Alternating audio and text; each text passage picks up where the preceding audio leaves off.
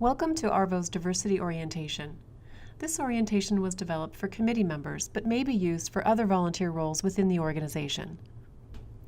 As an ARVO member, you are part of the world's largest community of eye and vision researchers, embracing the many talents among your peers representing diverse cultures.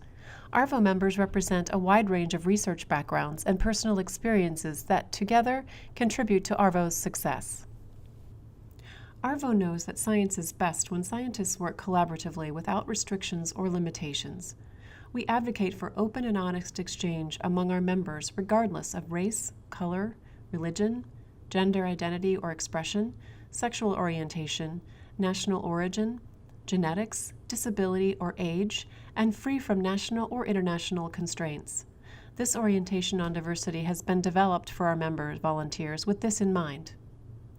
ARVO policies relating to diversity and open science can be found on our website using the link that you see, or simply go to arvo.org and click on About and then Policies. ARVO is a global and ethnically diverse membership. As an ARVO committee member, you are expected to embrace inclusion, openness, and collaboration across our diverse membership. Ideas and tips for how to achieve this will follow. ARVO's diversity orientation is required for committee members and other members deemed appropriate by our leadership. This orientation is intended for individuals that serve in a volunteer capacity to produce outcomes intended for the greater good of the organization.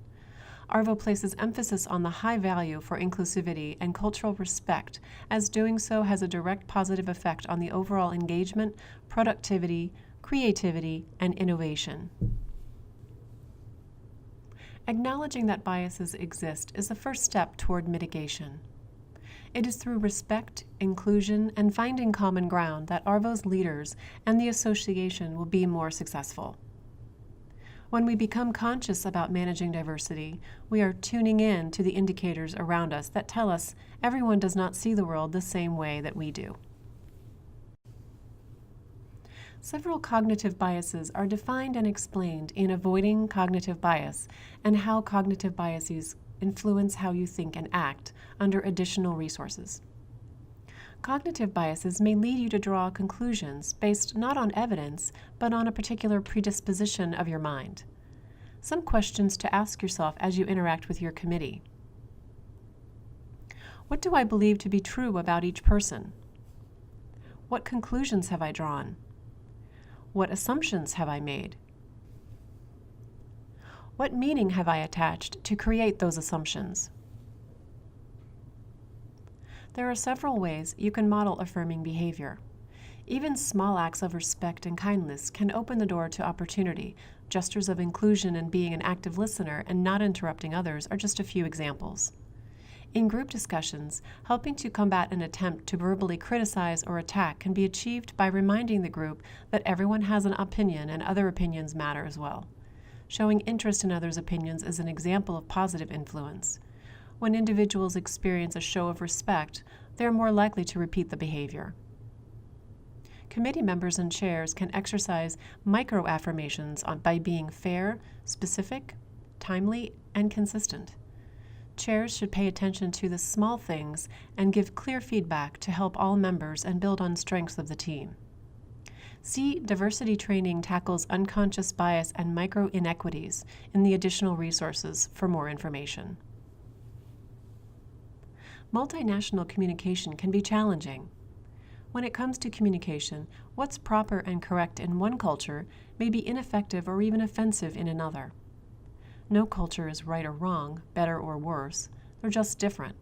And ARVO committee members need to be mindful and respectful of the cultural differences that exist within a membership that represents more than 75 countries. Awareness of cultural differences is important to mitigating bias. High-context cultures leave much of the message unspecified to be understood through context, nonverbal cues, and between-the-lines interpretation of what is actually said. By contrast, low-context cultures expect messages to be explicit and specific. For more information, see Communicating Across Cultures under additional resources. Some cultures think of time sequentially as a linear commodity to spend, save, or waste.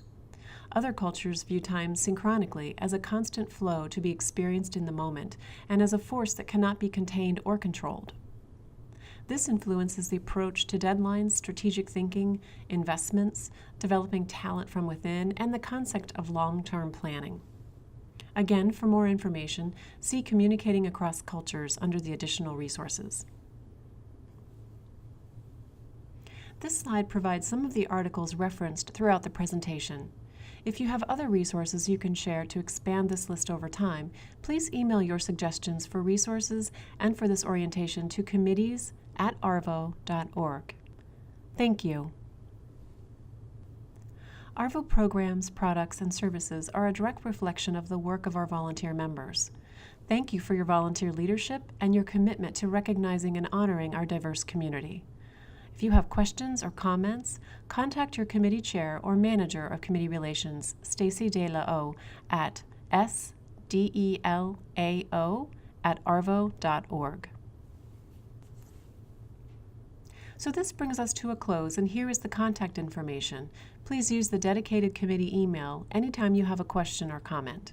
I hope this brief orientation was useful. Don't hesitate to contact me if I can be of any support. Thank you for your service.